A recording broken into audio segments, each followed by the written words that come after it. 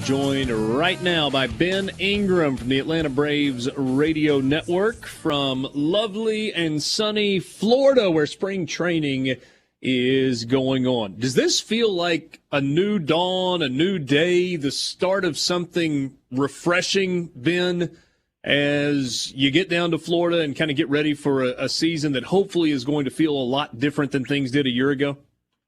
Yeah, I think so, Richard, and I appreciate you having me. It certainly feels familiar, and that's the good news because, going through what we went through last year, there was so much uncertainty, and I really applaud Major League Baseball and the powers that be for finding a way to finish a season, crown a champion, have some semblance of a regular season. But now that we went through that, I think we learned a lot from it, and I think that we've seen an evolution to how we treat this whole thing. And I think you go into that with a lot of confidence, knowing that you can do this and play 162 this go-around. So it feels really good just to get back to baseball as you would normally expect at this time of year. So, Ben, I was in Arlington, not this past weekend, but the weekend before, for the College Baseball Showdown, and there were about 17,000 in the ballpark on Saturday, about 18,000 in the ballpark on Sunday. We've gotten gubernatorial announcements today in Texas and in Mississippi about restrictions being lifted. Is there much word at this point out of the state of Georgia as to what it's going to look like, or is there optimism that as the season goes along, capacity restrictions are going to be lifted, and maybe by the time we get to, the 4th of July or something like that, you can have a packed house?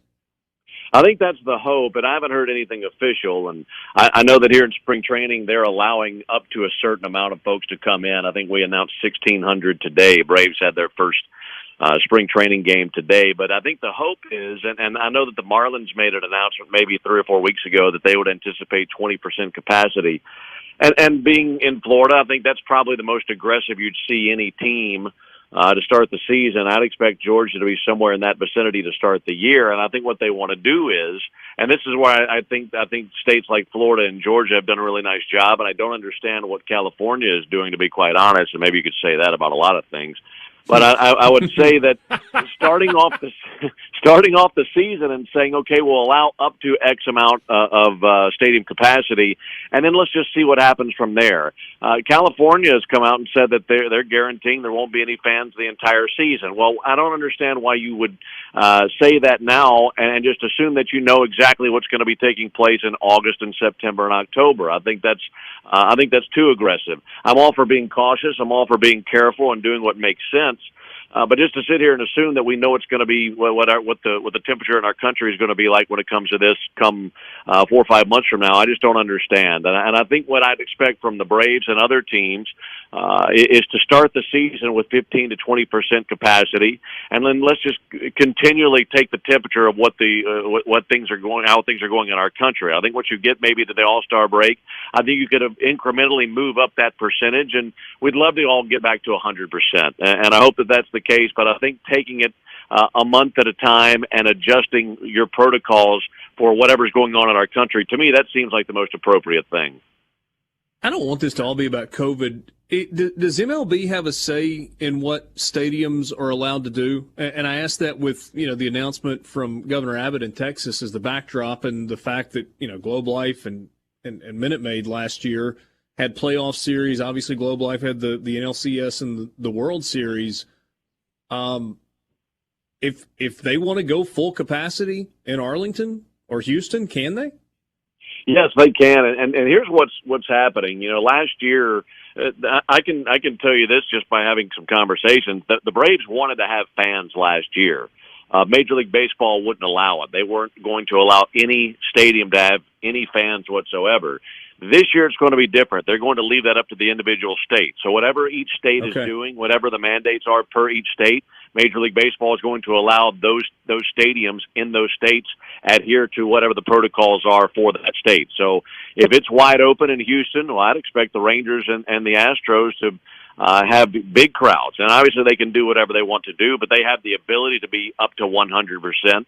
And I would assume that if that's what Governor DeSantis did here in Florida, I'd expect that the Rays and the Marlins would do something similar. So they're leaving the jokes write themselves. States. You don't have to go any farther than that, Ben.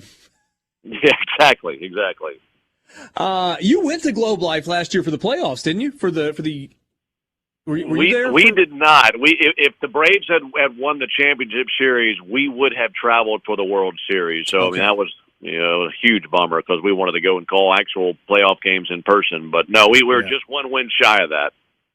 All right. What do you think of this team? I mean, obviously, we're just getting going in spring training. Off-season acquisitions, deals that were made, makeup of what's coming back. Is this team ready to, take a step, which is, as you said, one win from where they wanted to be a year ago?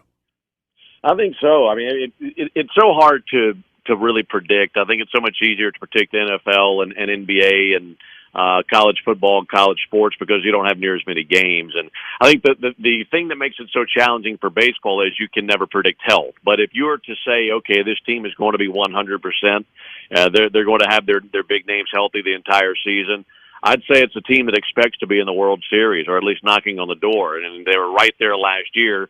You bring back pretty much the same team and you add a few pitchers. I think the bullpen is still strong, and you lose Mark Melancon. You don't bring back Shane Green, but you had plenty of guys with closing experience that you can use at the back end of the bullpen. I think the rotation is significantly stronger than it was a year ago. There were National League Championship Series games where once the game ended, we were waiting on Brian Snitker's post-game press conference to learn who would be starting the very next day. What I'm getting at is you just didn't know what the rotation was going to shape up to be. You didn't know what the depth was like. You add Drew Smiley, you add Charlie Morton, you bring along Ian Anderson for his first full season in the big leagues. I think once Mike Soroka is 100%, he can be as good as any pitcher in the big leagues. And then Max Fried, who's been just a flat-out winner the last 2 years. I think it's a better rotation, and it's a lineup that you bring back fully intact from last year. Ronald Acuna, Ozzie Albies, Freddie Freeman, Marcell Ozuna, Travis d'Arnaud, Austin Riley. I mean, it's just a long lineup, and I think if you're an opposing pitcher, it's just a hard lineup to navigate through and try to find a place to find out. So I think they should be every bit as good as they were last year, and so long as they're healthy, they should be right back where they were. The only tough part about that is this division didn't get worse. It got better. I mean, it's such a good division. The Mets got better. The Nationals are still good. Even the Marlins got better last year, making the postseason, and we know the Phillies have the potential to be pretty good. So it's a really stout division, and one of the Braves have won the last 3 years, and they feel like they should be able to get back to the same place they were last year and go even further. Ben, does it feel like an even bigger deal what the Braves were able to accomplish with the signings a couple of years ago of Albies and Acuna, given what San Diego has spent on Machado and Tatis in the last 2 off seasons?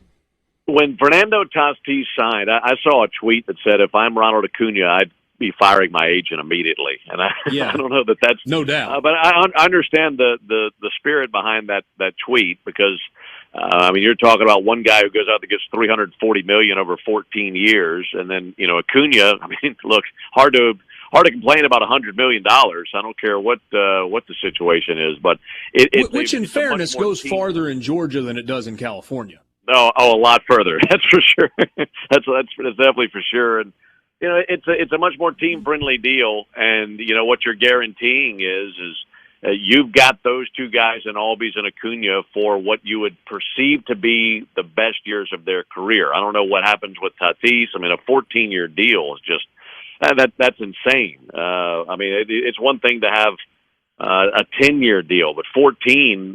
Go if that's what you want. Obviously, that's great, but it's hard to predict and hard to forecast what a guy's going to be. Early 30s, mid 30s, but they're securing that guy for the prime years of his career. Braves were able to do that for about a third of what the Padres spent. So I think it is a big deal, and I think that those two guys at the top of the order, and Acuna and Albies, can be as good as anybody out there. So it works out really well for the Braves compared to what the Padres spent on Tatis and Machado. I will share with you as we wrap up 2 text messages that we've got. One says, Ben sounds like a young Vin Scully.